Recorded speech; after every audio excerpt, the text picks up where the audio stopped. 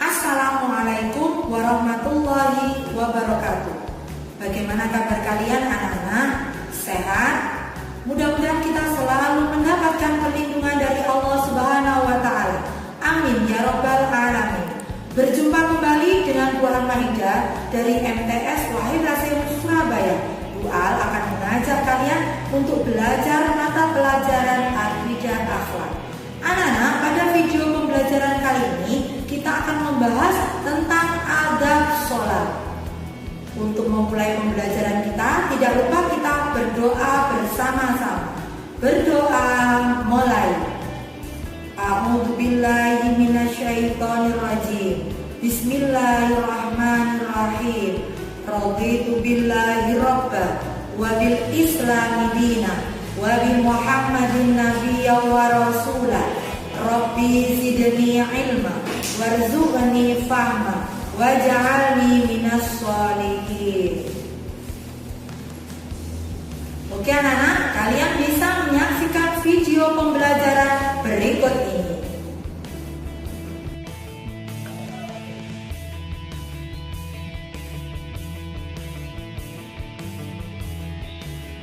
Bismillahirrahmanirrahim. Anak-anak, kita telah sampai kepada bab yang keempat, yaitu adab sholat. Materi ini merupakan materi akidah akhlak kelas 7 semester ganjil yang akan disampaikan oleh Bu Al-Maidah SPDI. Anak-anak, kita mulai. Ini adalah kompetensi intinya. Dan ini adalah kompetensi dasarnya. Sedangkan ini adalah indikator pembelajaran dan juga tujuan pembelajaran.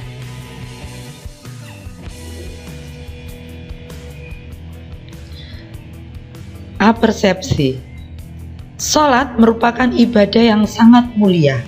Salat pada hakikatnya adalah bentuk komunikasi antara seorang hamba dengan Allah. Saat itu, seorang muslim menghadap kepada Allah dengan tubuh dan hatinya, maka sepatutnya mempersiapkan fisik dan ruhnya dengan baik agar dapat berkonsentrasi dan mendirikan sholat dengan sempurna. Anak-anak, pada video pembelajaran kali ini kita akan mempelajari adab-adab sholat. Bagaimanakah tata cara sholat yang benar sesuai dengan tuntunan Nabi Muhammad SAW. Kita mulai anak-anak.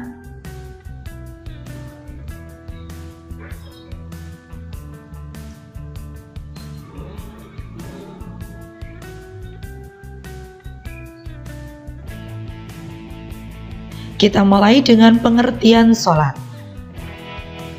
Sholat menurut bahasa Arab berasal dari kata sholatun yang memiliki arti doa. Adapun menurut istilah syara, sholat adalah suatu ibadah yang tersusun dari beberapa perkataan dan beberapa perbuatan yang dimulai dengan takbiratul ihram dan diakhiri dengan salam, dan memenuhi syarat dan rukun tertentu. Menurut syariat Islam, praktik sholat harus disesuaikan dengan segala petunjuk tata cara Nabi Muhammad SAW sebagai figur pengejawantah perintah Allah. Sholat merupakan rukun Islam yang kedua, sehingga tidak sempurna Islam seseorang apabila dia tidak melaksanakan sholat. Menurut hadis Nabi, sholat adalah tiang agama. Maka barang siapa yang mendirikan sholat, berarti ia telah mendirikan agama. Dan barang siapa yang meninggalkan sholat, maka ia telah merobohkan agama.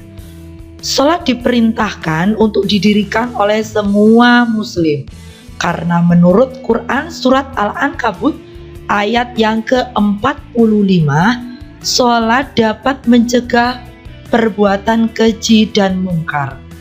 Kita baca bersama-sama anak-anak. A'udzu billahi minasyaitonir rajim. Bismillahirrahmanirrahim. Utlu ma uhiya ilaika minal kitabi wa aqimis shalah.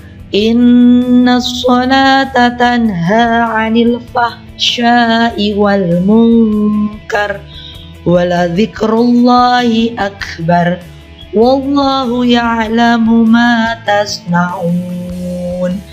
Shadaqallahul azim, yang artinya, dan dirikanlah sholat, sesungguhnya sholat itu mencegah dari perbuatan-perbuatan keji dan mungkar. Dan sesungguhnya mengingat Allah, sholat adalah lebih besar keutamaannya dari ibadat-ibadat yang lain. Dan Allah mengetahui apa yang kamu kerjakan. Anak-anak, sholat merupakan amal yang dihisab paling awal pada yaumul hisab. Jika sholatnya baik, maka baik pula seluruh amalnya. Namun jika nilai sholatnya rusak, maka seluruh amalnya dianggap rusak. Allah Subhanahu wa Ta'ala mewajibkan kepada setiap muslim sholat 5 waktu dalam sehari semalam yang sudah ditentukan waktunya. Sholat 5 waktu terdiri atas subuh, zuhur, asar, maghrib, dan isya. Selanjutnya, pada prakteknya ada apa dengan sholat kita? Banyak orang yang kurang menikmati ibadah sholatnya. Hal itu bisa disebabkan beberapa hal. Di antaranya yaitu ia menganggap bahwa sholat hanyalah sebagai rutinitas belaka, sehingga sholatnya tidak berdampak apa-apa dalam kehidupannya sehari-hari. Padahal Allah berfirman bahwasanya sholat yang khusyuk, maka seseorang akan terhindar dari perbuatan keji dan mungkar. Sehingga di antara masalah bangsa ini adalah banyak orang yang sholat, tetapi mereka sebagian ada yang melakukan perbuatan-perbuatan yang tidak sesuai dengan ajaran agama Islam. Na'udzubillahi min dzalik. Lalu kita perlu bertanya, ada apa dengan sholatnya? Bagaimana sholatnya? Oleh karena itu anak-anak, marilah kita agungkan ibadah sholat ini dengan cara memperhatikan adab-adabnya. Yang pertama, bagaimanakah sholat dengan benar? Yang pertama adalah khusyuk. Hal ini sesuai dengan Quran surat Al-Mu'minun ayat yang kedua. Kita baca bersama-sama anak-anak. A'udzu billahi minasyaitonir rajim. Bismillahirrahmanirrahim. Alladzina hum fi sholatihim khashi'un. Shadaqallahul azim, yaitu orang-orang yang khusyuk dalam sembahyangnya. Khusyuk merupakan hal terpenting dalam sholat.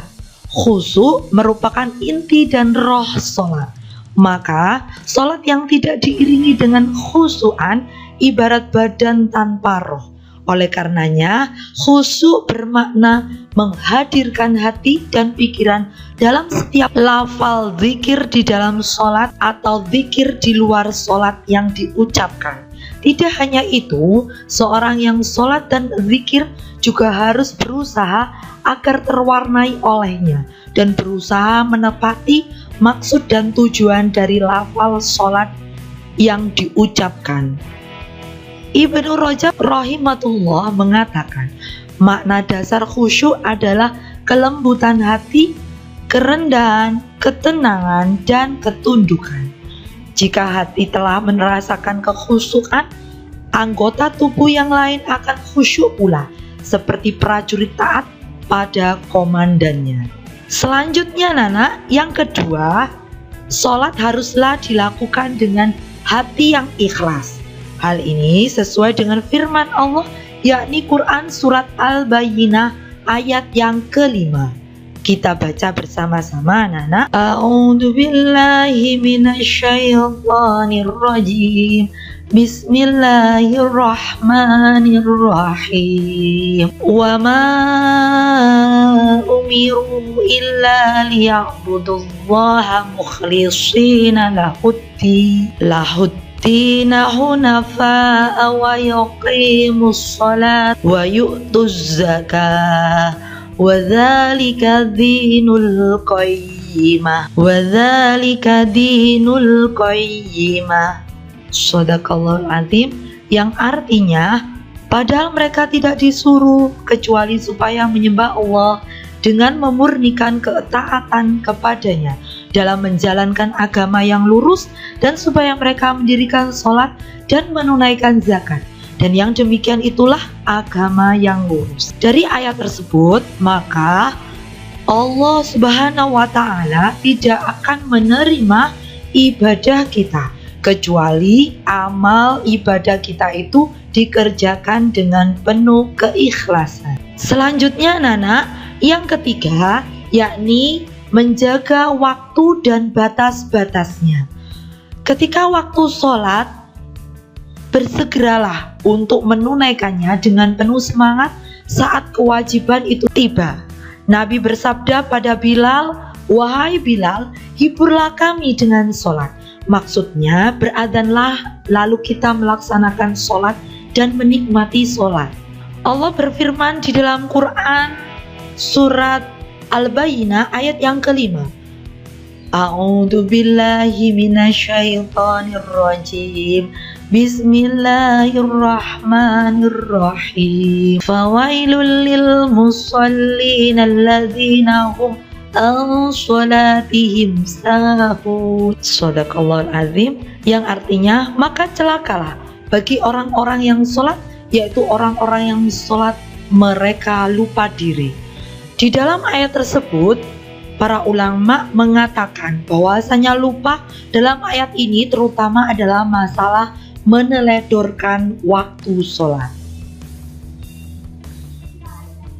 Selanjutnya anak-anak, yang keempat yakni menjaga kesucian tempat sholat.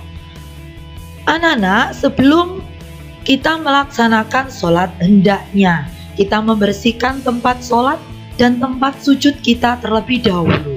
Hal ini sesuai dengan hadis dari Nabi Muhammad SAW yang diriwayatkan oleh Imam Bukhari, yakni in kunta la budda fa'ilan fawahidatan, dan bersihkanlah debu di tempat sholatmu hanyalah satu kali atau sekali, sehingga kita di tengah-tengah sholat tidak perlu untuk membersihkan tempat sujud kita dengan berkali-kali gerakan.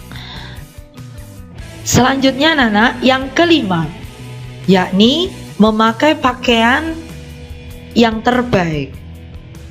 Hal ini sesuai dengan Quran surat Al-A'raf ayat yang ke-31 yang artinya, hai anak Adam, pakailah pakaianmu yang indah di setiap memasuki masjid.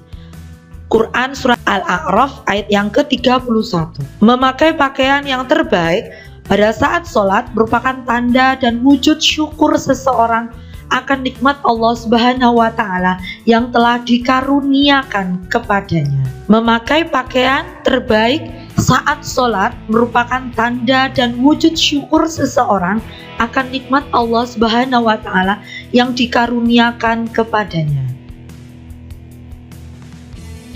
Selanjutnya anak-anak, yang keenam yakni menyingkirkan gambar, tulisan atau apa saja yang dapat mengganggu kekhusyuan sholat kita, karena hal itu bisa saja mengganggu ibadah kita kepada Allah Subhanahu wa ta'ala.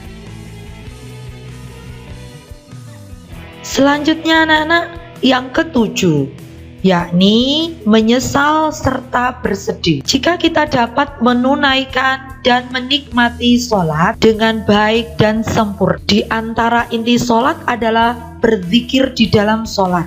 Allah berfirman kepada Nabi Daud, yakni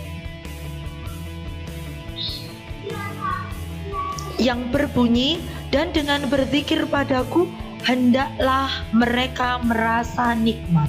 Maksud ayat ini adalah kita diharapkan untuk menikmati zikir atau bacaan-bacaan sholat kita sehingga dapat berpengaruh pada hati nurani dan amal perbuatan kita sehari-hari, sehingga jelas bahwasanya dengan sholat maka akan mencegah perbuatan kita dari perbuatan keji dan mungkar. Oke anak-anak, mungkin itu saja yang bisa Bu Al sampaikan pada video pembelajaran kali ini. Mudah-mudahan setelah kalian memahami adab-adab sholat yang benar, insya Allah jika kita telah melakukan step by step, maka kita akan bisa merasakan nikmatnya ibadah sholat, sehingga dalam setiap tingkah laku kita dalam kehidupan sehari-hari bisa terhindar dari perbuatan keji dan mungkar. Selanjutnya anak-anakku, pada bagian yang terakhir Bu Al ada tugas latihan soal. Kalian bisa mengerjakan soal tersebut dan menuliskannya di selembar kertas. Selanjutnya kalian bisa mengumpulkan di wali kelas kalian masing-masing. Oke anak-anak, selamat mengerjakan. Bagaimana anak-anak? Setelah kalian menyaksikan video pembelajaran tadi, apakah kalian sudah bisa memahaminya? Alhamdulillah, mudah-mudahan kalian bisa memahami apa yang sudah kalian pelajari bersama. Anak-anak, mungkin itu saja yang bisa Bu Al sampaikan pada video pembelajaran kali ini. Mudah-mudahan kalian bisa mengambil manfaatnya. Oke anak-anak, marilah pembelajaran kita tutup dengan berdoa bersama-sama. Berdoa mulai. A'udzubillahi minasyaitonirrajim. Bismillahirrahmanirrahim. Allahumma inni astaudiuka ma 'allamtanihi fardudhu ilayya inda hajati wa la tansanihi ya rabbal alamin. Akhirul kalam, wabillahi taufiq wal hidayah waridho wal inayah. Wassalamualaikum warahmatullahi wabarakatuh.